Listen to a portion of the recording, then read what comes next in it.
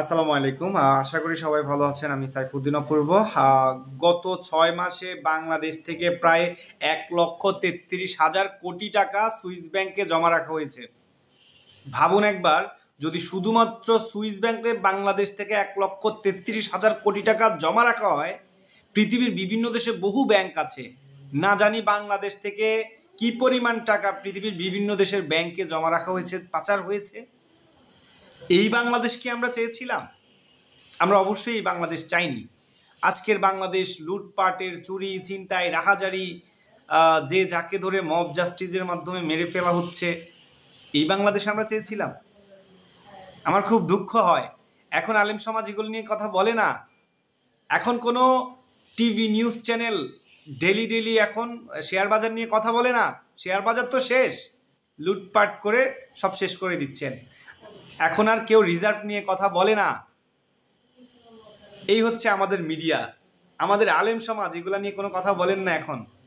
এতদিন শেখ হাসিনার বিরুদ্ধে এত প্রোপাগান্ডা ছড়ানো হয়েছে, শেখ হাসিনা নাকি এত এত টাকা পাচার করছে, এমনভাবে প্রচার করছে সব শেখ হাসিনা পাচার করেছে, অথচ একটাও কিন্তু শেখ হাসিনা পাচার করেছে এরকম কোনো তথ্য সুনির্দিষ্টভাবে প্রমাণ করতে পারেনি। হ্যাঁ, শেখ হাসিনার সময় যে টাকা পাচার হয়নি আমি সেটা বলছি না, হয়েছে, কিন্তু যতটা না হয়েছে তার থেকে অনেক বেশি প্রোপাগান্ডা ছড়ানো হয়েছে।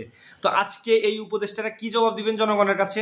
তাদের পিএসরা, আপনারা ইতিমধ্যে গণমাধ্যমে দেখছেন, বিভিন্ন সূত্রে আপনারা দেখেছেন যে এই উপদেষ্টাদের পিএসরা 2-3 মাসে 4 মাসে তারা 300, 400, 500 কোটি টাকার মালিক হয়ে যাচ্ছে।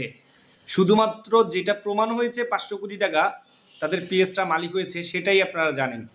এর বাহিরে না জানি কত হাজার হাজার কোটি টাকা তারা পাচার করেছে, সেগুলো যাতে জানতে পারবে ইনশাল্লাহ। তো আজকে বাংলাদেশের জনগণের টাকা যেভাবে চুষে বিদেশে পাচার করা হচ্ছে, এখন কেন এত টাকা পাচার করা হচ্ছে?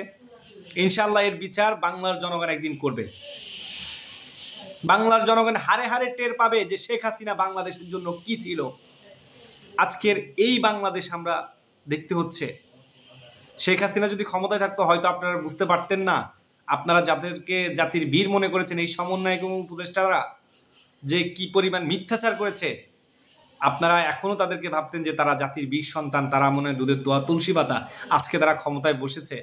আজকের বাংলাদেশ এমন কেন? চুরি, ছিনতাই, রাহাজারি, হত্যা, গুম খুম, লুটপাট কেন চলছে বাংলাদেশে? কেন চলছে? এই বাংলাদেশে তো এটা হওয়ার কথা ছিল না। আপনারা নতুন স্বাধীনতা, স্বাধীন বাংলাদেশ, স্বাধীনভাবে চুরি করতে পারছেন, যাকে তাকে মেরে ফেলতে পারছেন, হত্যা, গুম খুন, ছিনতাই স্বাধীনভাবেই হচ্ছে। প্রশাসনের কোনো এখন শক্তি নেই, আইন শৃঙ্খলা এখন এত অবনতি হয়েছে যে এখন এই পুলিশরা কি করবে? কয়জন পুলিশ আছে? আজকে এই বাংলাদেশ আমাদের দেখতে হচ্ছে। আজকে সুইস ব্যাংকে 1,33,000 কোটি টাকা পাচার হয়। আমি বিশ্বস্ত সূত্র থেকে জেনেছি যে শুধুমাত্র 4জন উপদেষ্টা সবচেয়ে বেশি টাকা পাচার করেছে, তাদের মধ্যে 2জনের অ্যাকাউন্টেই 50,000 কোটি টাকা আছে। এই উপদেষ্টারা এখন এগুলো নিয়ে কেন কথা বলে না? তারা জবাব দেখ, যে তারা কোনো দুর্নীতির সাথে জড়িত নাই। একটা মিডিয়া এগুলো নিয়ে প্রশ্ন করছে না কেন? কেন প্রশ্ন করছেন না আপনারা? আমি মিডিয়ার কাছে জানতে চাই। কারণ আপনাদের গলা চিপে রাখা হয়েছে, আপনাদের কণ্ঠ রোধ করা হচ্ছে, আপনাদেরকে স্বাধীনতা দিচ্ছে না, স্বাধীনভাবে আপনারা কথা বলতে পারছিলেন না। তো যাই হোক, আর কি বলবো, সবাই ভালো থাকবেন।